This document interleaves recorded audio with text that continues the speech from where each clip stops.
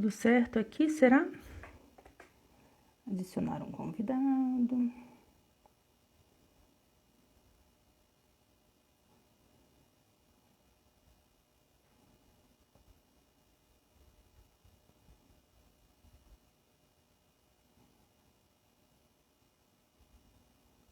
Tá me ouvindo, Marcelo?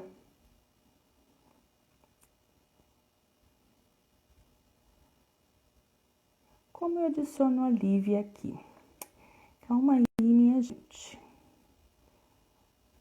Lívia, você está aqui.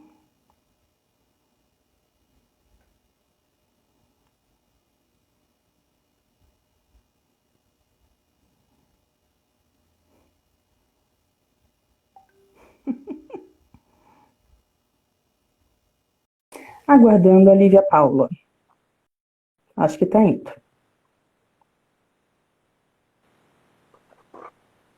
E aí? Deu Tudo certo? bem, gente? Deu certo. E aí, Jô, tudo Bem, bom? tudo bem com você? Tudo ótimo, graças a Deus. Nossa primeira live juntos aí, que emoção! Muito! Isso eu acho que vai ficar pouco, 1 hora só. Ah, sim, Acho que a gente espero que a podia gente fique aí umas falar, 5 horas. falar.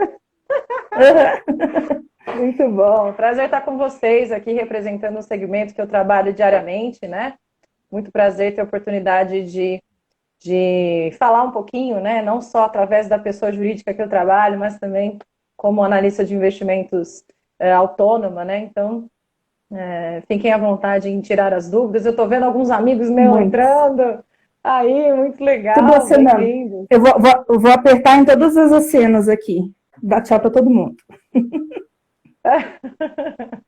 Vocês me ouvem bem? Você me ouve bem, Jô? A conexão tá boa ou Eu tá tô ouvindo. travando? Tá Deu ouvindo uma bem? Eu também travadinha estou agora, ouvindo mas bem. eu acho que vai. Uhum. É, aqui tá indo bem. Então vamos embora. Bom, a gente aguarda ainda pessoas entrarem, a gente já pode ir Uhum. começando, né? Acho que tem bastante coisa para a gente falar, né, Ju? Tem Tem, perguntas tem também. bastante. É um assunto bem amplo, né? Assim, na Sim, questão não é simplesmente falar como é que eu analiso e pronto, né? É né? assim, assim, assado. É isso aí.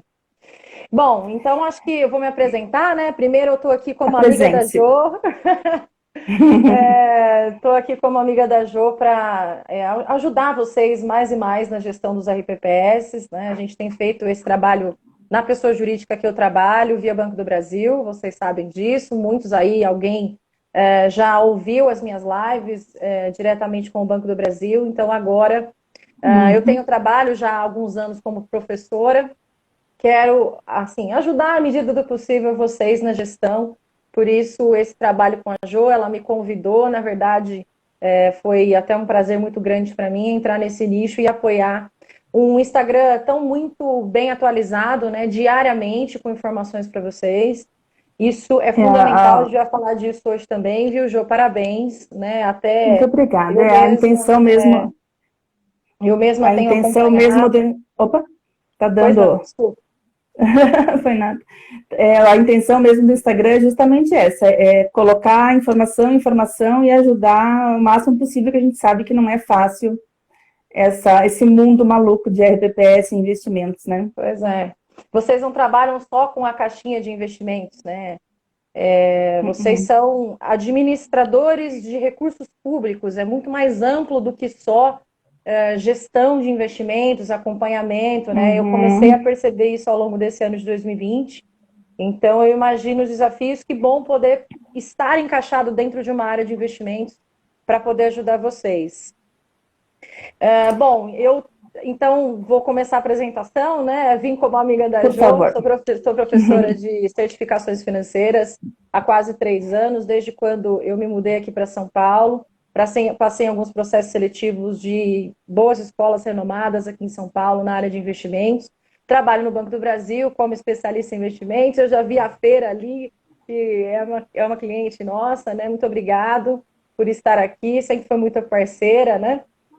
Em relação às nossas orientações. Quero passar um pouco disso para vocês também, para deixar todo mundo mais ou menos no mesmo lugar, sabe? e a partir daí a gente falar sobre efetivamente como se faz uma comparação sólida de investimentos hoje, né? A gente estava comentando com a Jo algumas questões que vieram, então eu vou tentar trazer do básico até um pouco mais elaborado em relação à gestão de carteiras, né? Mas eu acho que a gente tem que também fazer uma contextualização antes. Uhum. Né, Jo? Então, assim, nosso tema principal é comparação de fundos de investimento, né? Extremamente importante para a carteira de vocês, como gestores públicos, encontrar a aplicação mais adequada. Mas a aplicação mais adequada, ela é em relação à gestão da sua carteira, considerando as obrigações, vocês trabalham com um passivo que só vocês sabem gerir eles, né? E só vocês sabem dizer quais são os objetivos de longo prazo, e isso não é clichê, porque existe uma responsabilidade social muito forte em relação ao que vocês gerem. Então, não é simplesmente vir aqui e falar o seguinte: olha, a gente tem que olhar o seu perfil como investidor, a gente tem que olhar métricas de rentabilidade versus o tempo, ou um índice específico de equação, como o Sharpe ou qualquer outra coisa. Existe essa conscientização social muito forte e vocês têm que dividir isso com os especialistas, com as empresas que fazem gestão para vocês, porque, na verdade, não é só falar sobre a rentabilidade, é falar sobre a vida das pessoas, é falar sobre Aquele exatamente dinheiro. que as pessoas... É só isso que talvez elas vão ter, né? Bem isso, Aquele dinheiro vai depender, a aposentadoria de muita gente não é meu dinheiro, né? Se eu perder, eu perdi. Sim. Mas ali, se perder, eu acabei com algumas aposentadorias. Exato. Exato. Então, essa é a primeira coisa que a gente tem que considerar quando a gente vai falar de qualquer tipo de análise de investimentos, né? É claro que a gente tem que trazer de maneira básica o que é um fundo de investimentos e o RPPS, por conta das autorregulações, da 3922 e de outras tantas normas que fazem vocês terem bastante restrição para investir, fica muito atrelado à classe de ativos que é fundo de investimento. Então, vocês não têm muita saída, não um fundo de investimento imobiliário às vezes, ou talvez algum imóvel que faça sentido para vocês, mas pelo que eu atendo o Brasil inteiro, a maioria dos recursos ativos hoje estão em fundos de investimento. Então, a gente tem que entender o que é um fundo de investimento. Fundo de investimento é um tipo só de investimento, que na verdade é uma carteira de ativos. Assim como a carteira de vocês, a RPPS, é uma carteira de ativos composta por títulos públicos federais, né, compostas por talvez ações, está dentro de fundos de investimentos. E o fundo de investimento é como um RPPS. Né? Tem uma gestão, tem um administrador, tem um regulamento, se submete às normas muito parecidas como vocês submetem os ativos de vocês. Então, muitas vezes eu vejo gestores de RPPS tentando trabalhar os ativos como se fossem um gestor de banco. E é muito parecido mesmo o trabalho de vocês com o que a gente faz, por exemplo, na DTVM, que é a gestora do Banco do Brasil. Só um exemplo, existem 688 gestoras no Brasil hoje, entre gestoras independentes, né, e gestoras que estão ligadas aos bancos. A DTVM, né, não falando do banco, mas só para vocês terem uma referência, o Itaú, a DTVM é maior em recursos sob gestão. Então, é a gestora que tem mais recursos para cuidar, em termos de volume de investimento, na América Latina. O Brasil já é grande, né? O Banco do Brasil já sempre foi muito ligado a estas parcerias públicas. Né? Então, boa parte dos recursos de prefeituras, a maioria dos RPPS, né, continuam sendo geridos por bancos públicos. Aqui, o Banco do Brasil, né, ou a Caixa. Agora, a gente também tem que entender o seguinte: é muito mais complexo se fazer gestão de uma carteira quando se é a DTVM do que você conseguir fazer isso e trazer todas estas nuances para dentro do seu RPPS. Mas já dá para ir adaptando alguma coisa, porque são praticamente a mesma profissão, né? Vocês também trabalham fundos de investimentos, ativos financeiros, como um gestor trabalha pelas cotas dos seus clientes. Então é mais ou menos isso que eu quero falar hoje para vocês. A Jo Lívia, disse que... só Pois deixa eu não, te Jo, fica à cortar vontade. Claro, rapidinho. imagina. Foi terminado. Agora você falou ali de trabalhar os fundos como um gestor, né, como um banco, alguma coisa assim. Isso.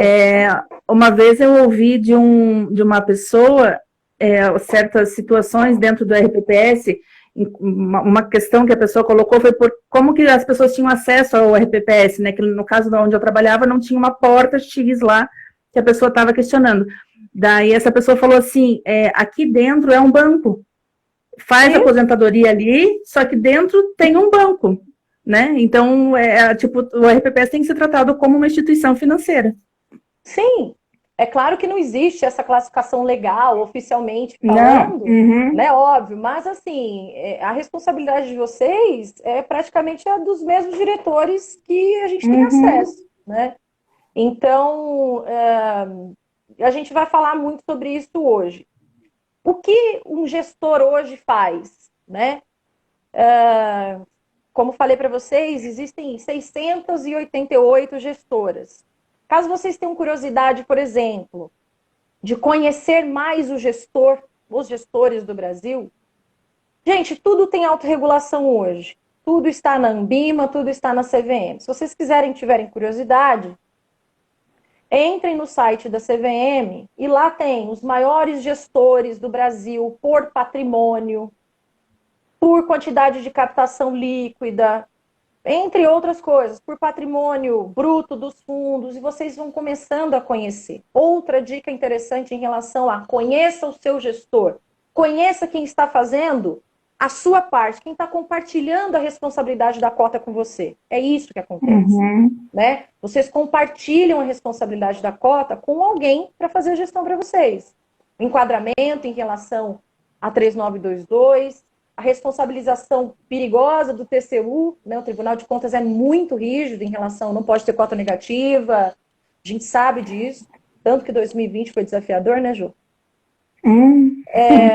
Então, se vocês, uma dica muito interessante, conheçam os gestores, entrem nos sites dos gestores, leiam as cartas aos clientes, aos cotistas, nós somos obrigados. Nós somos obrigados a escrever a palavra do gestor. O gestor ele tem que mostrar a público o que ele propõe naquele fundo de investimento. Aonde ele está tendo uma estratégia, se ele mudou a estratégia, se ele manteve a estratégia, se ele está mais posicionado em pós-fixado ou pré-fixado em relação à renda fixa, enfim, um mundo gigante de posicionamentos. Né? Então, leiam a carta ao gestor da Western, da Caixa, da XP, do Banco do Brasil. Façam sempre isso. Busquem, né, no site da própria instituição e lá vão ter todos os relatórios. Outra coisa interessante, né? Entender o contexto econômico que a gente está. Isso é inevitável. E isso você faz muito bem, Jô, em trazer esse tipo de informação para eles. Diária. Eu vi que você já colocou hoje a informação mais fresca de mercado que a gente tem, que é a redução absurda da inflação no mês de janeiro. Isso muda um pouco o viés, né, do que está acontecendo em relação à projeção da Selic. Nós estamos dentro de um contexto econômico de recuperação global, econômica, de ativos, né? E, ao mesmo tempo, aqui no Brasil, a gente vem carregando uma crise fiscal e uma crise econômica desde 2018. Então, veio lá o coronavírus, 2019, quem é meu cliente ouve a gente falar muito isso.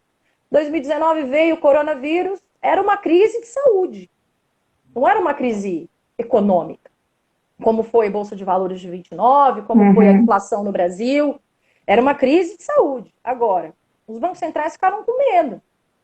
Eles falaram o seguinte: bom, isso aqui pode desgastar minhas relações comerciais, o consumo.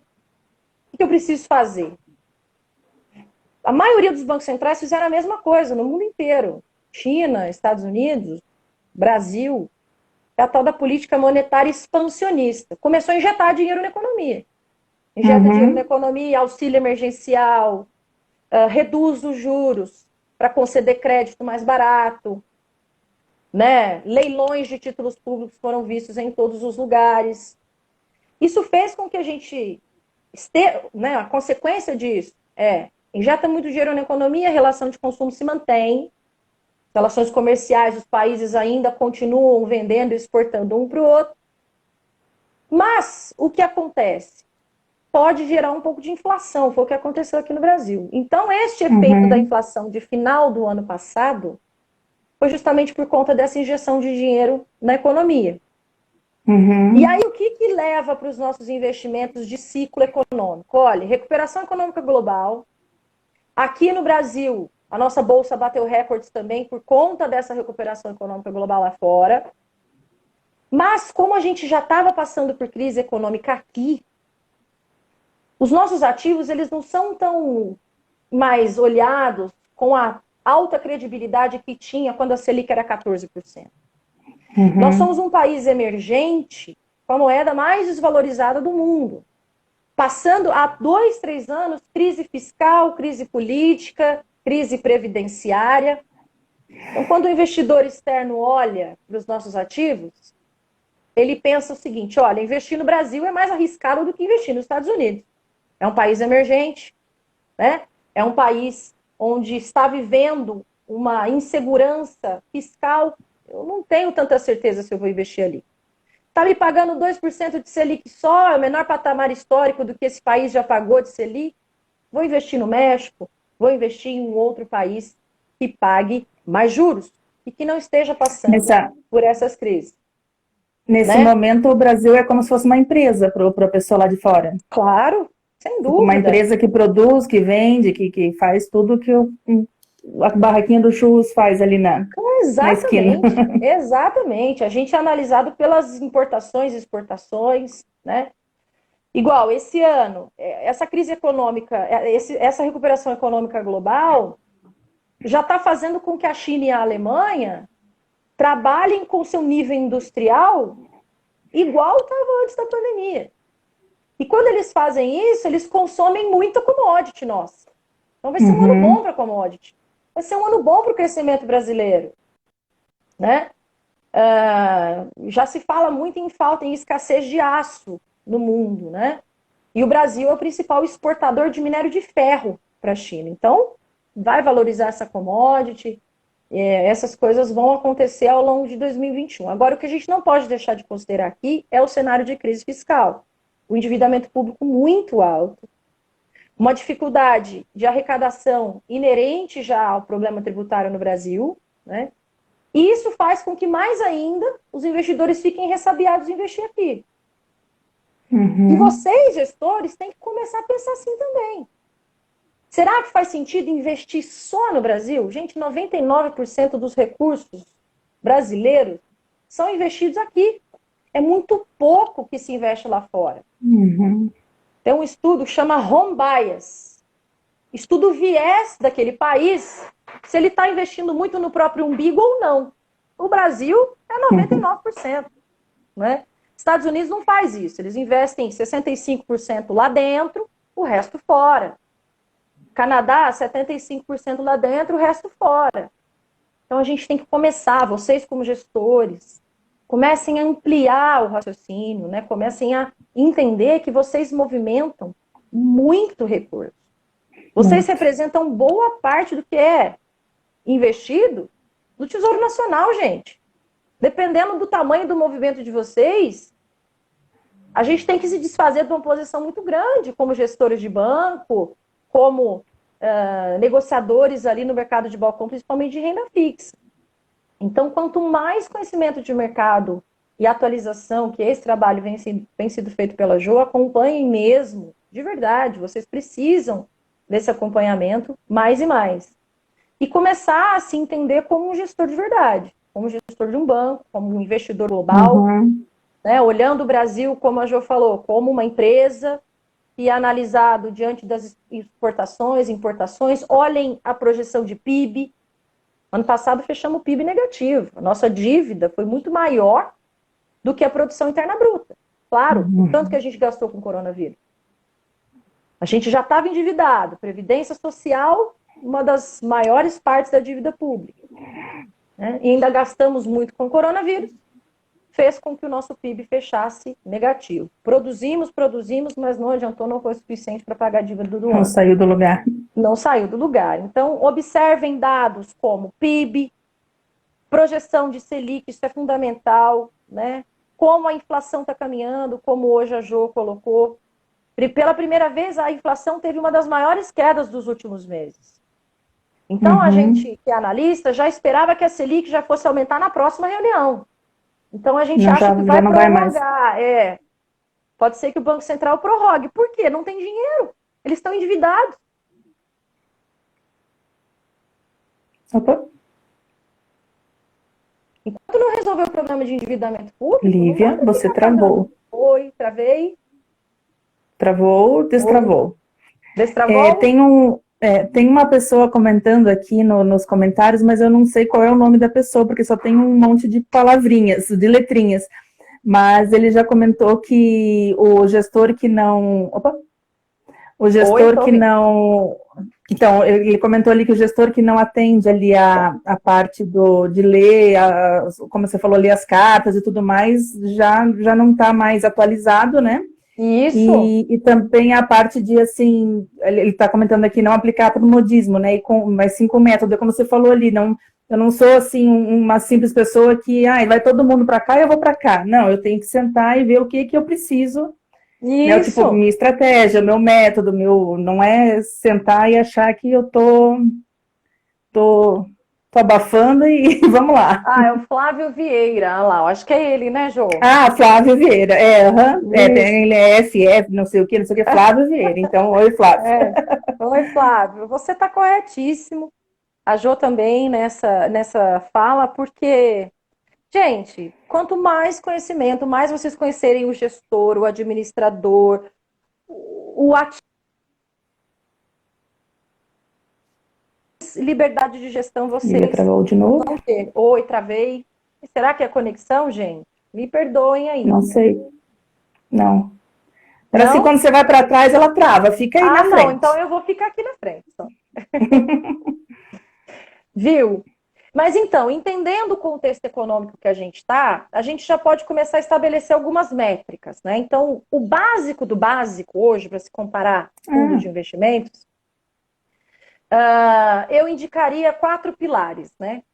Entender a bala de prata para bater a meta em em 2021. 2021. Inflação, eu acredito que sim. Eu acredito que sim, tá? A Selic, ela não vai vir acelerada, tá? As projeções de curva de juros, hoje a curva de juros já abriu um pouco maior. Meu Instagram são as iniciais e o André Nascimento, é isso. Então, a Selic ela vai vir mais pausada, mais cadenciada no aumento. Gente, não tem analista no universo que projete para 10 anos voltar a pagar 14% de Selic. Tá? Então, assim, uma Selic a 3% fechando até o final do ano é muito o que o Focus passa, né? E vocês acompanham ali com a Jo no Instagram dela. O Boletim Focus ele representa muito o pensamento do Banco Central. E a partir disso, os analistas de banco vão fazendo outras coisas, né? Vão utilizando as suas equações. Mas, de maneira geral, o que a gente tem que entender é que agora o viés mudou. Né? De 2 anos para cá, investir em renda fixa, principalmente em pré-fixado, era muito bacana. Era protetivo, IRFM1, né? Vocês que já começam a entender aí, IRFM1, toda a casa IRFM, IDK, era interessante. Uhum. Agora isso inverteu. Então agora a gente tem que começar a pensar em posicionamentos um pouco mais arrojados, porque, gente, investir em tesouro hoje tem que ser olhado da mesma maneira que se investe em bolsa. Eu só consigo fugir do solavanco que o Tesouro toma. Quando a Bolsa toma solavanco, o Tesouro também toma. Só que a correlação deles é 0,50 para 1. Então, na maioria das vezes, os estatísticos estudaram isso, chama matriz de correlação. Vocês que estudaram certificação financeira, é isso. A maioria das vezes que o Ibovespa caiu 1 ponto, pela metade o Tesouro foi para baixo. Então, eles têm uma correlação positiva, mas o Tesouro ele se movimenta mais acanhado versus o movimento do mercado da Bolsa, né? Então, investir em Tesouro, aquele negócio de ativo livre de risco, é conceitual, é acadêmico, porque o preço muda. A única coisa que é fixa no Tesouro é a renda. A renda da Bolsa é variável. A renda do Tesouro é fixa. Agora, o preço dos dois é variável. O preço da Bolsa é variável. O preço dos títulos públicos federais é variável. E está muito mais volátil do que estava antes, por conta desse cenário de crise interna. Então, hoje, mexer com Tesouro é praticamente igual mexer com Bolsa. Eu sempre falo isso nas lives, né, do CNPJ que eu represento. Quero que vocês também observem isso. Comparem sempre os perfis dos fundos, em primeiro lugar. Então, existem hoje, dentro da Anbima, 4 tipos só de perfil de fundo. Renda fixa, que é esse que é praticamente só Tesouro. Tem alguma coisa de crédito privado nele, compra uma debênture de uma empresa, né? Mas as emissões de debênture, de título privado, são feitas à luz do título público. Só que é uma empresa, pessoa jurídica privada que emite, é a mesma coisa. Então, se estrutura fundo de investimento de renda fixa assim, praticamente Tesouro Nacional. O Tesouro é um pilar muito importante que representa tudo que tem de renda fixa no Brasil. Assim como a Bolsa é um pilar tão importante, né? E o outro, segundo pilar, que representa tudo que tem de renda variável no Brasil. Quando você fala de opções, derivativo, é tudo debaixo do guarda-chuva da Bolsa. Então, quando os estatísticos foram lá e olharam o movimento de um para com o do outro, se verificou o seguinte: quando a Bolsa cai, o Tesouro também cai. Então, o que fazer para proteger os ativos quando a gente vai discutir ainda as reformas? E se os investidores globais não gostarem do que for decidido aqui no Brasil, eles levam o recurso embora, a Bolsa cai, porque levou o recurso embora, saiu o capital daqui. A Bolsa cai, o Tesouro cai. E o que acontece com o dólar? Sobe. Para nos proteger dos futuros solavancos, 2021, 2022, porque as reformas vão demorar para ser discutidas, né? Então, para nos proteger disso, todos os gestores hoje trabalham com 3 pilares, não só mais renda fixa e renda variável. Trabalham com Tesouro, Bolsa e dólar. E também não tem muita saída, porque, como eu estava falando para vocês, na Anbima existem 4 classes de ativos de fundos só. Renda fixa, que é só Tesouro. Renda variável, que é só Bolsa. Multimercado, que é a mistura de qualquer um deles. E o cambial. Então vejam que a Anbima dividiu também as classes de ativos, considerando os principais pilares de investimentos que existem. Bolsa e Tesouro. Então temos só essas opções. Quando vocês forem, o primeiro comparativo que vocês têm que fazer é saber se aquele fundo é um fundo de renda fixa, ou é um fundo de renda variável, ou é um fundo que mescla 2 estratégias, ou se ele é dólar. Só tem 4 tipos. Nunca comparem uma renda fixa com um fundo cambial. Nunca comparem um fundo de investimentos de ações com um fundo multimercado. Apesar do enquadramento da 3922, às vezes dar a entender que o multimercado é renda variável. Então, procurem o especialista em investimentos, procurem os gerentes, os gestores, né, para que eles esclareçam, né, o que aquele fundo, aonde ele está encaixado dentro da Anbima. Mas a primeira coisa é essa. né? Olhar e entender qual é o perfil do fundo que você está comparando. Claro que existem outras métricas que podem ser combinadas com ela. Análise do tempo dos investimentos. Então, se você vai comparar 2 fundos de renda fixa em tempos diferentes, vai dar uma diferença técnica na sua análise. Então, acertou, colocou ovos na mesma cesta, isso é clichê do mercado, né? Colocou ovos na mesma cesta, fundo de renda fixa com fundo de renda fixa.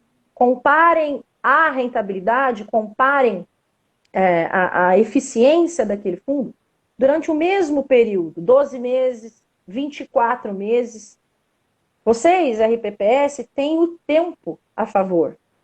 É um norte, é um dos principais componentes mais importantes de investimento. Rentabilidade, tempo, valor presente, valor futuro, enfim. O tempo é valioso para os RPPS e os volumes de investimento que vocês também trabalham. Então, analisem sempre períodos mais longos de fundos. Não fica olhando só meses. Eu vejo muito gestor fazer isso. Olha, mas esse mês, esse fundo deu rentabilidade negativa. Gente, o ciclo econômico é mais amplo do que somente aquela métrica de um mês. Então, analisem sempre em tempos, 6 meses, pelo menos, né, rentabilidade dos fundos. Não dá para um gestor aplicar a estratégia de gestão dele em um mês somente, né? Ele tem que ter um tempo. Quando a gente compra ativos para dentro de um fundo, a gente não espera desfazer deles no próximo mês. Eu não quero perder dinheiro. Eu acabei de comprar, né? Eu vou dar prejuízo para o fundo. Então, todo investimento tem o clichê também de longo prazo dentro da carteira, né?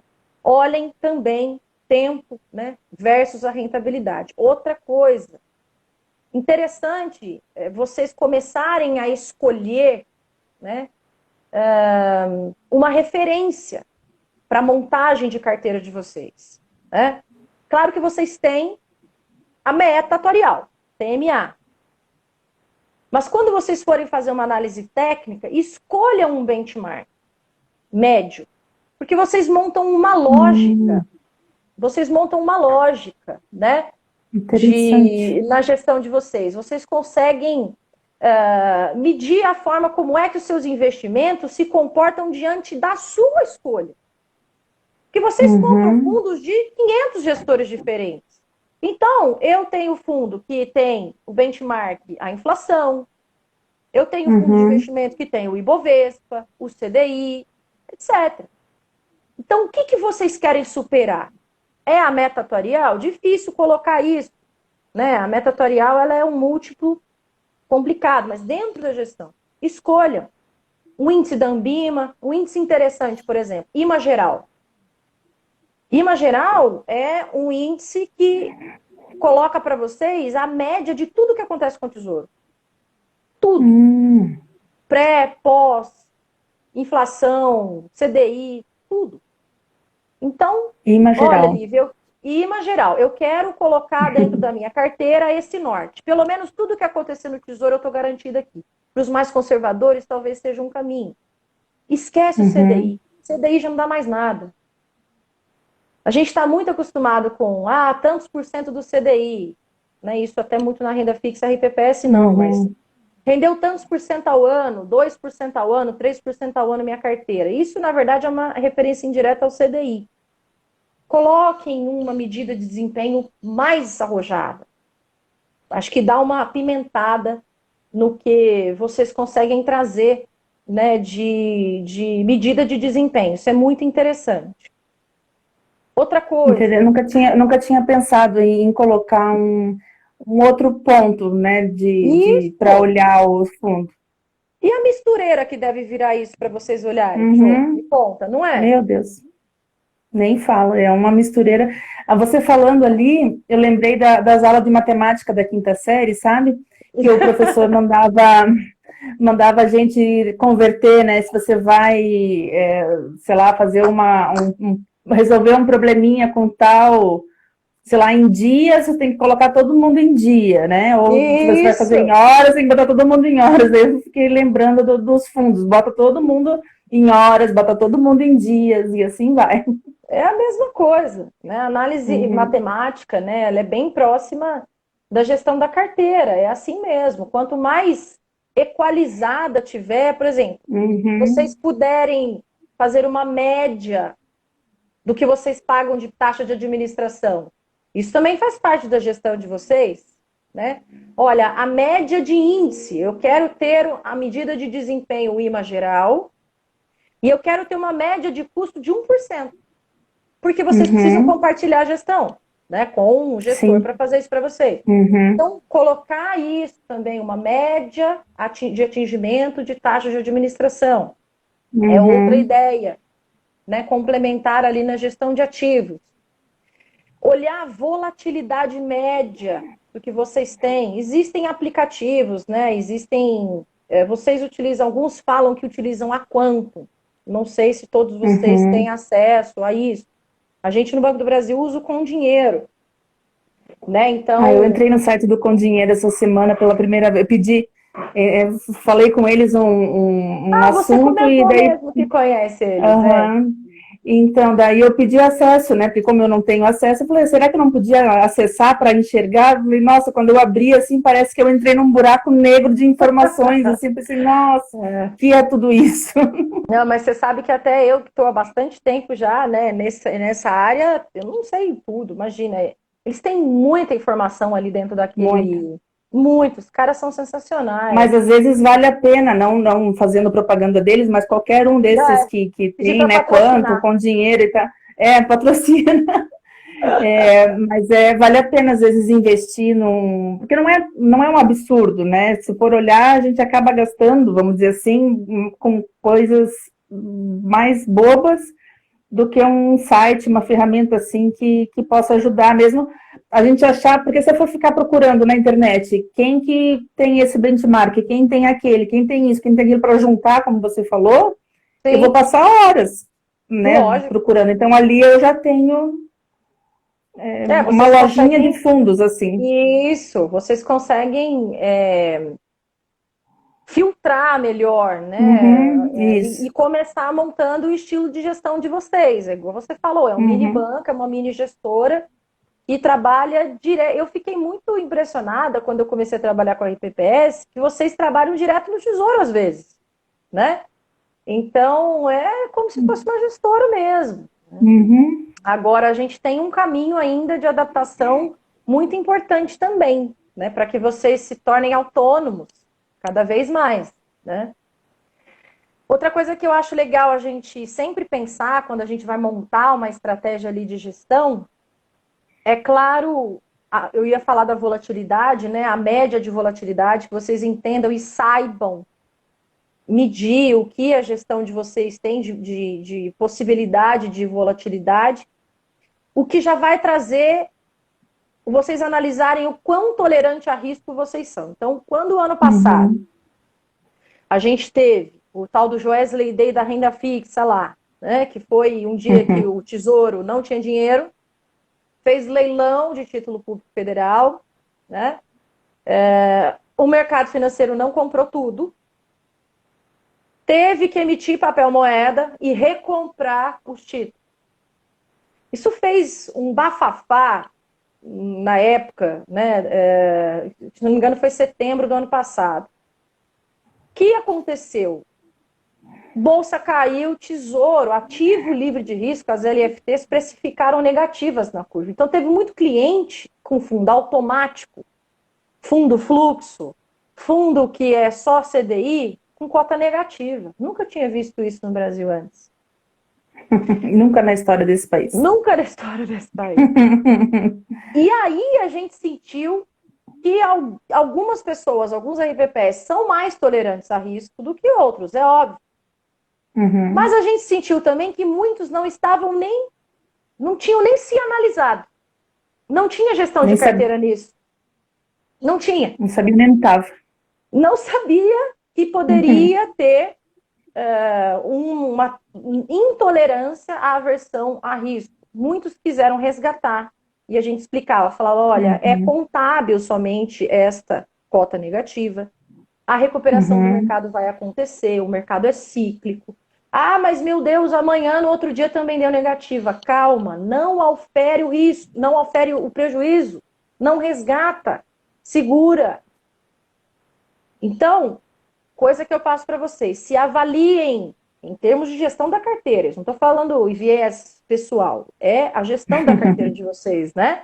E vocês só vão descobrir isso analisando justamente a compatibilidade com a volatilidade. Tá? Então, façam a média do que vocês toleram de risco. Isso deixa vocês preparados para investir, por exemplo, em fundo de investimento exterior, montar uma política de investimentos do ano que vem que já tem artigo 9º, né? Montar uma política de investimentos com um pouquinho mais de renda variável, 20%, sair de 5%, ir para 10%, 20%. Gente, sem renda variável hoje, muito difícil atingir meta atuarial. 2021, 22, 23. Isso já era desde 2018. Então, a gente vai ter que se adequar. O brasileiro vai ter que se adequar. Banco Central, ano passado, abriu para o varejo comprar a tal da BDR, que é um recibo, né? Que é emitido na B3, que permite com que a gente compre ações lá fora. Google, Apple, Amazon, enfim. Por que o Banco Central isso? Porque viu a necessidade de adequação dos investimentos aqui no Brasil, até para o varejo. A gente já vendia BDR lá atrás, para investidor qualificado, profissional, RPPS, quem já se sentia mais confortável. E agora até o varejo consegue fazer isso. Então vejam que o brasileiro está se adequando. E gente, um caminho sem volta. Essas mudanças que a gente está sofrendo aqui no mercado financeiro é sem precedentes. Não tem nenhum analista que fale, olha, vamos voltar a endividar a máquina pública absurdamente e pagar 14% de Selic. Não tem. Não tem. Tá? Então, façam essas medidas também, né? Outra coisa, reajuste sempre essas medidas. Vamos mudar, vamos colocar o IMA geral, né, como nossa métrica. Sim, Livinha, a gente vai começar a olhar melhor a minha tolerância a risco, eu vou olhar o que eu estou pagando de custo generalizado de administração, vou olhar se eu tenho tolerância, se eu já consigo aumentar minha política de investimentos em renda variável, mas olhe isso de 6 em 6 meses. Reformule tudo isso novamente, que é o tal do reajustamento. Faça reajustamento da carteira de vocês. Eu acho que isso já vai selando, né, esses 5 passos principais. Seria muito legal se a gente conseguisse colocar slides, né, e tudo mais. Mas a gente se adequando, né? Ficar com a cartolina, assim. Vou ter que começar a fazer isso. Eu não tive tempo, senão eu teria feito. Acho que nas próximas, caso vocês queiram, né, a gente vai adaptando entre uma aula e realmente um bate-papo, né? Acho que é mais ou menos por aí. Não sei se tem perguntas, Jô, se você também quer falar alguma coisa. O pessoal tá concordando contigo aqui, acompanhar, reajustar, a nova era, tá todo mundo indo com o teu pensamento. É isso aí. A parte do... A parte de acompanhar e reajustar ali, eu fico pensando que acho que uma dificuldade grande da RBPS hoje é tempo para conseguir fazer isso, né? Sem dúvida. Porque a gente passa, né, o Instituto, acho que poucos têm pessoas que tenham exclusividade para esse acompanhamento, para essa análise, e a pessoa que tem, às vezes, passa o mês prestando contas e fazendo relatório e botando coisa em daí, essas coisas assim. Então, acho que o tempo de vocês, Jô, vocês acham que vocês utilizam para fazer a gestão de investimento? É uma curiosidade que eu tenho. Olha, eu não vou saber te dizer em tempos, assim, em tempo, né? Tipo, horas, dias. Mas, tipo assim, 10% do meu tempo é investimento, ou 50%, sei lá. Na experiência que eu tive com a RBPS, eu acho que 10 e olhe lá. Nossa, Jô, é muito pouco.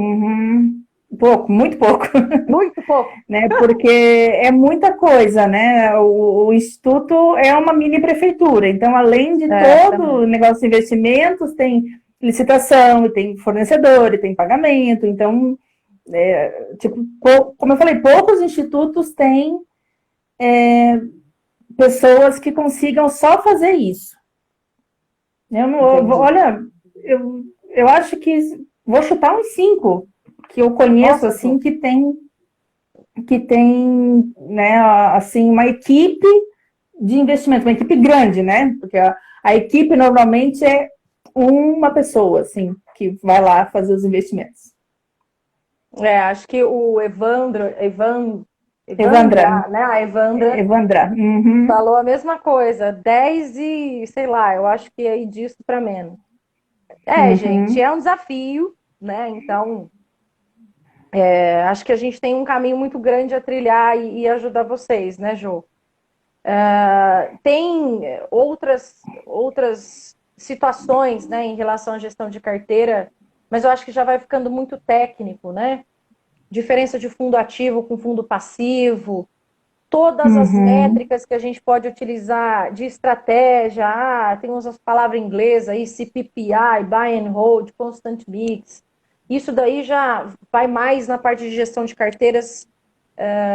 A gente pode tratar isso, né, em outro momento, né, caso vocês achem provavelmente vamos. Acho bem legal, para que vocês comecem, por pouco tempo que tenham, bater o olho num...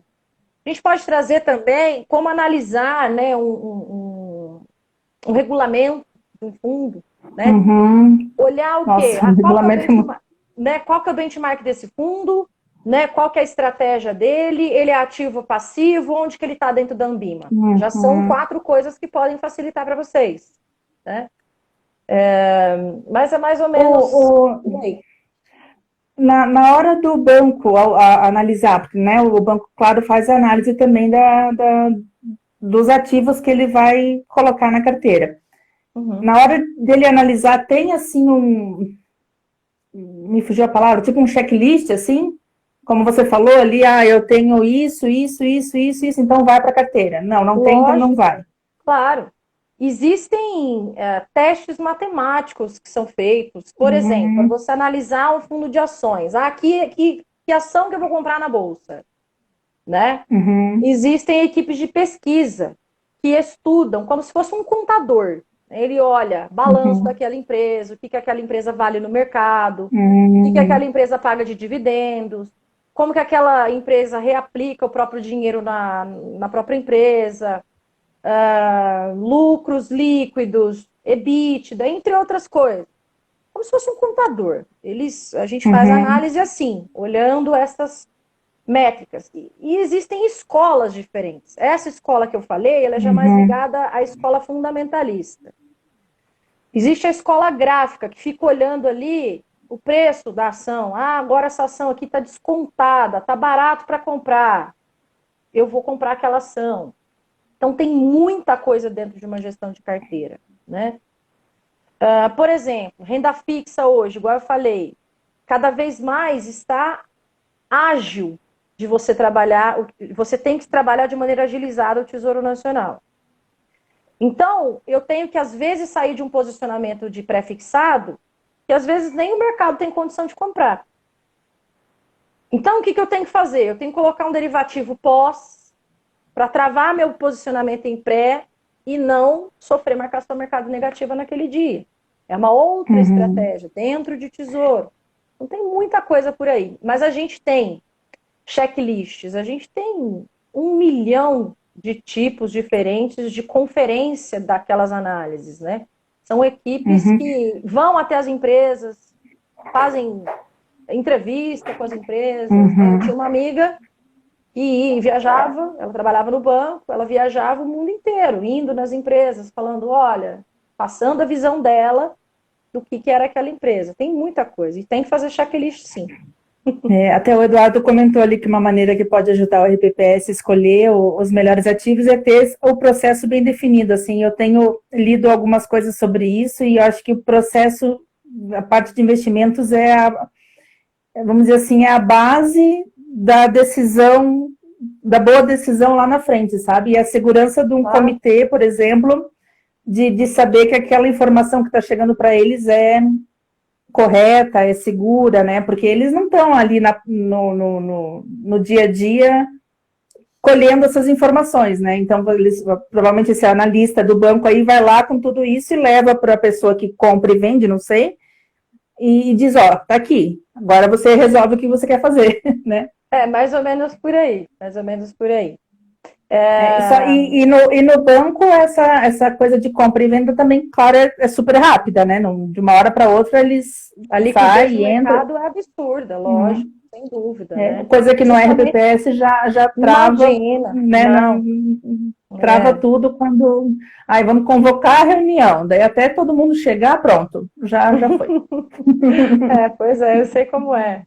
Até para marcar reuniões a gente fica precisando, né? E é muito bom quando todos conseguem. Quando a gente fala, por exemplo, né, mais uma vez, de renda fixa, os gestores hoje estão fazendo fundos de alocação ativa, né? Porque, como eu falei, não dá para ficar passivo mais. Só IRFM com IMAB. Isso acabou. A gente tem que fazer de maneira ativa aquela troca ali de informações, né? E de posicionamento no tesouro. Então, só os gestores, os grandes gestores, conseguem fazer isso. Imagina um RPPS desfazendo de uma posição de RFM, tendo que comprar um IMAB, colocar um derivativo no tesouro. Não consegue ir reunir o comitê, o tempo de tomada de decisão é outro, já perdeu o tempo de mercado, já tomou marcação a mercado. Então, por isso os gestores estão estruturando esses fundos de alocação ativa de renda fixa, né? Aqui, a Caixa, vários outros. Nessas coisas que eu ouço, agora eu não vou nem lembrar quem que eu ouvi isso, falava em colocar na política de investimentos certas opções que você conseguisse resolver não sem o comitê, mas assim, tipo, até tantos um X valor, você consegue tirar e colocar rápido, sabe? Sem precisar ficar convocando reunião, sem engessar tanto, sabe? Então, colocar na política certas opções, né, que possam fazer rápido a troca de ativo, alguma coisa assim. Essa sua pergunta me fez lembrar o que o Eduardo está perguntando para a gente.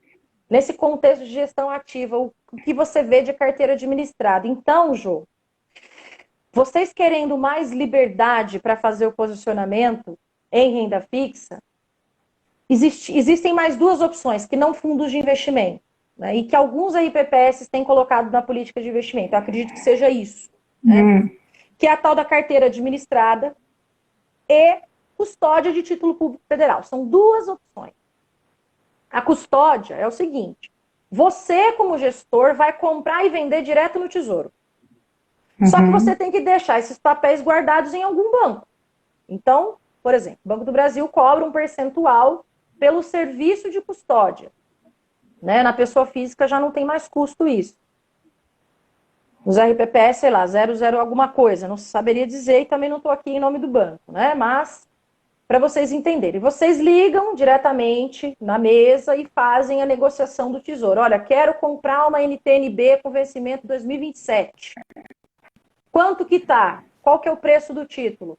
Ah, tá bom. Qual que é a projeção de rentabilidade diante desse cenário de Selic e inflação? Tanto. Vou comprar. Vocês que fazem essa gestão. A Lívia falou que a Selic vai aumentar. Eu tenho que deixar a minha carteira mais protegida em pré-fixado. Então, eu quero vender meu pré-fixado, resgatar. O Tesouro vai recomprar? Pronto. Vocês fazem isso. Isso chama custódia. Trabalhar em custódia. O que vocês perguntaram é sobre carteira administrada.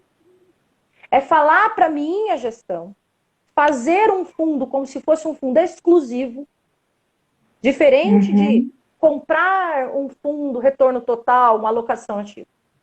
Se monta uma carteira administrada e a gente vai fazer a gestão para vocês. Mas é um fundinho exclusivo para o RPPS de vocês. É bacana, mas também tem o seu custo. E vocês, de qualquer maneira, compartilham a gestão com um outro gestor que não vocês. Então, a ideia mais raiz de todas é custódia. É que vocês tenham a liberdade, o conhecimento suficiente para saber se posicionar de maneira efetiva no Tesouro Direto. Entendeu? É uma opção que eu acho mais conservadora e mais prudente. Só que o brasileiro e os investidores, eu não estou falando de todo, tem ainda um nível de conhecimento muito importante até chegar lá, né? Precificação de título de renda fixa, gente, é dificílimo. Muito mais difícil do que você analisar uma ação na Bolsa de Valores como se você fosse um contador. É muito mais difícil. Né?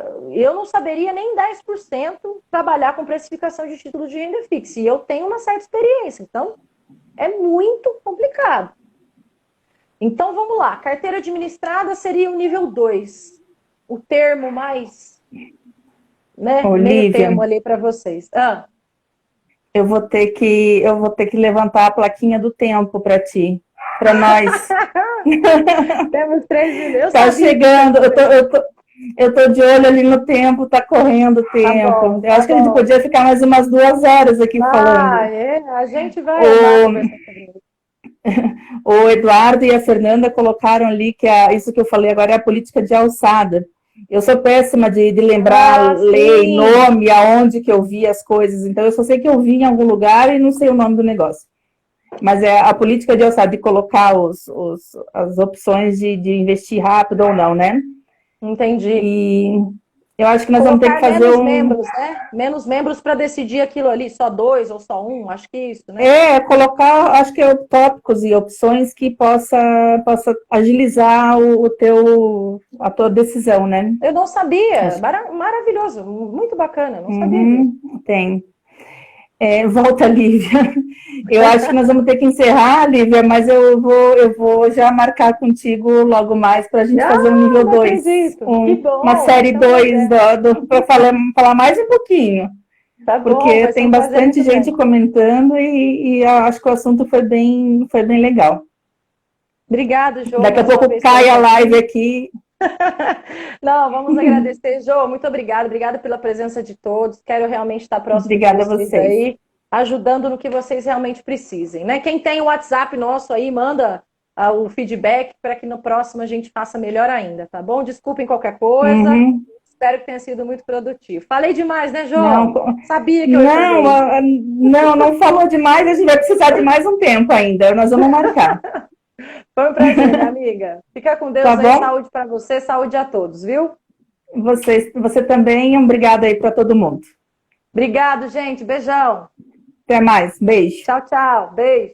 Tchau.